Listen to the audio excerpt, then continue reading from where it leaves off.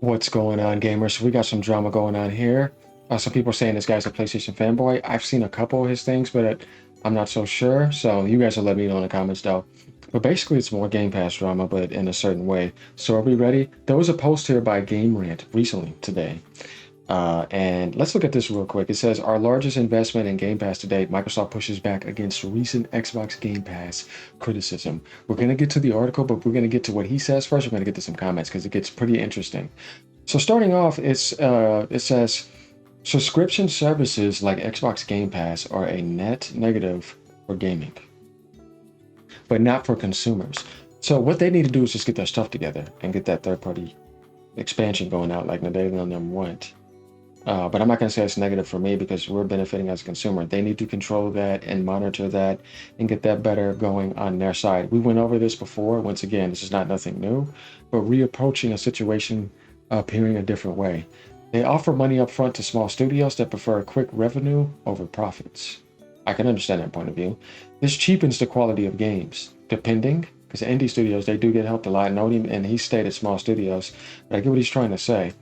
Studios get a guaranteed payment instead of delivering a memorable experience. Could some games be better on some of that stuff since it's one on there? That can definitely happen. But once again, if you're going to do that, then make sure that that quality kind of stays the same. There should be more ambition and impact, but it is hard sometimes. If you do get on subscription, I get what he's saying, but still at the end of the day, the benefits we're getting for some of those games that would have not been on subscription, that would have been $70 to $80, wouldn't have been worth it.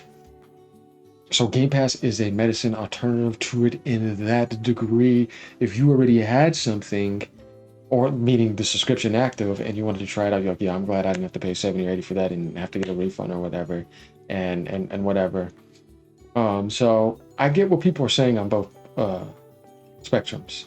But once again, a lot of this stuff is something they have to get together. But the benefits we're getting, yeah, they're still amazing overall. If you look at the bigger picture and how much they've saved you in total. I'd be lying if I say they didn't. That's why I will never deny Game Pass, though I have exposed a lot of that stuff before. You guys have seen me do that, but I myself am not going to come out and be a hypocrite and say, yeah, so we should just all, not use it. I've never said that.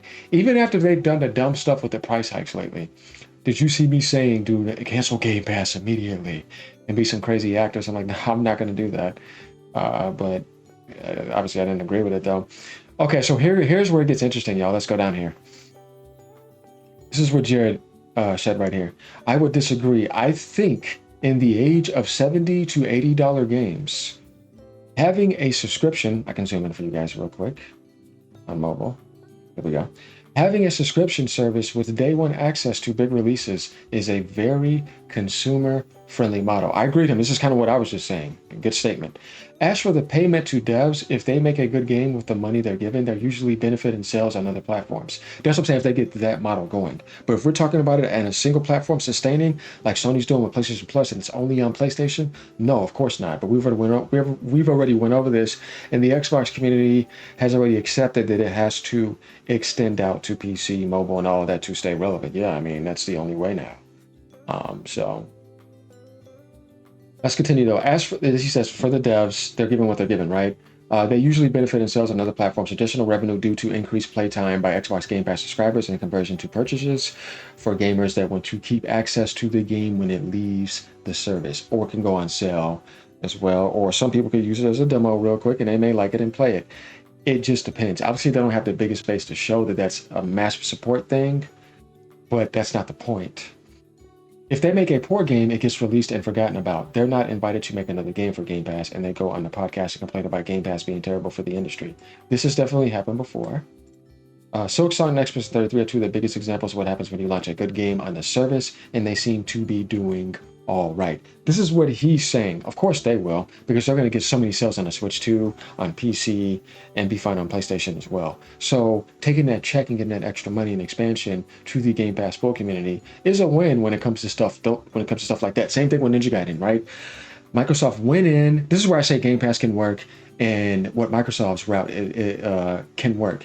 Where Phil Spencer went and saw what he saw with Japan, right? He went to Team Ninja and saw, they wanted to get Ninja Gaiden 4 up and running.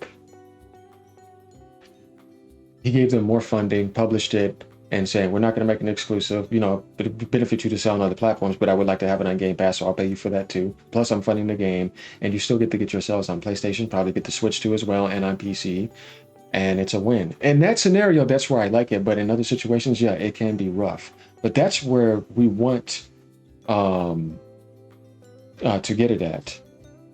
So next, let's go down. This is interesting. Let's say you're right. Were these devs that prefer quick revenue going to make a good game to begin with? You should be complaining about free-to-play gacha games. That's what's ruining everything. I have to say it has a lot more power too, because Game Pass doesn't have that type of power. Could it possibly have hurt things? But we went over this. But I will 100% agree when it comes to the free-to-play gacha, that's the biggest monster. Definitely turning gaming into a psychological gambling exploit addiction.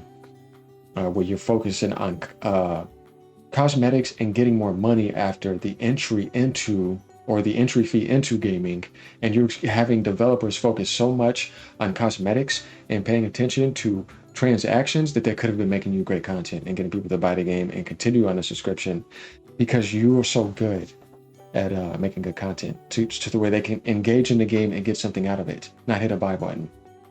If you want to make that optional without interfering with the end game, sure, yeah, but it's just gotten too ridiculous. And gacha games, don't get me started. The releases this year on Game Pass say otherwise, gating my end game with a paywall and then giving me episode content and taking that. Dude, it's murder what they got away with. I just can't believe people are. Yeah, I don't want to be mean, but you know. So then Netflix, Disney, and PlayStation Plus are bad. I avoid anything Xbox or Microsoft at least as much as possible. The whole thing is a DEI-infested mess full of people who hate me. That's funny. York's tourist game strikes again. Okay, so these are pretty much the comments for this. Going over it though, this is the article over here. ID at Xbox head Chris Charla has defended Xbox Game Pass after multiple notable figures in the industry have criticized the platform. The subscription service has been an undeniable success for Microsoft, but it has come under fire lately for some people outside the company, as arguments have arisen over its effect on the broader gaming market. You know, Laydens went at it before. I think they're kind of highlighting stuff like that. And then what Pete Hines came out and said. Now, Charla has spoken out to paint a different picture of Game Pass and how it impacts other developers. So here's another point of view. Let's see what they have to say. Usually most people would say nothing not good. Outside the recent criticisms, it's been a good year for Microsoft online gaming platform. In the latest quarter of fiscal year 2025, Game Pass set a new revenue record, not profit, but revenue. Drawing over $5 billion over the period for its first time since the service's 2017 debut. 2025 has also been a strong year for day one games on Game Pass. 100%, yeah. I mean, they're doing stuff obviously Nintendo used to do. I was like, okay, now Microsoft has that going this year. It was nice to see that, you know what I mean? I ain't gonna hate, even though I know what they had to do to get it, but it was still better than what Sony was doing, and I was getting the experiences day one on Game Pass. So I'm not gonna be hypocritical and beat that down. With titles like Claire Obscura Expedition 33, which I've played there, and it was amazing, and Hollow Knight Silksong, bought that on Switch too, because I own one on there. Hey man, we got to do that, man. That price, I'm supporting that, you know what I mean? But there's nothing wrong with people playing it on Game Pass either. Dropping on the platform on their respective release dates, Microsoft has made its largest investment in Game Pass to date in 2025. Yeah, when you think about all the first-party games they've dropped, and all the games they've also shared on PlayStation, and then all the indies and first-party games, or third-party games that get day one, like Claire, Hollow Knight, that type of stuff matters. They did the same thing with Stalker at the end of last year. But you get good games like that where it's like, yeah, I probably would have wanted to pay for that, but it's on Game Pass, like third-party games. The only worry is like, how would that work with Play Anywhere, and could I be able to carry that over if I wanted to migrate to a higher spec machine in the future? And will it reach the cloud? That all depends. But that's not what this is about, but it's just a little thought. Microsoft has made its largest investment in Game Pass to date. While speaking to Eurogamer, Charla, who heads up Xbox's indie publishing program, pushed back against the idea that Xbox Game Pass is bad for the industry. This is what they had to say, saying Microsoft signed deals with more than 150 partners to bring their games to the platform. According to Charla, over 50 teams have signed up to partner with the service for the first time in 2025. Making it the largest investment in Game Pass to date. These comments come after EX Bethesda boss Pete Hines said that Game Pass may harm developers, as subscription services aren't properly valued and rewarding what they're making. While Charla didn't single out Hines specifically, his explanation about how the platform fosters more game diversity and promotes more studio stands in stark contrast to Hines' criticism.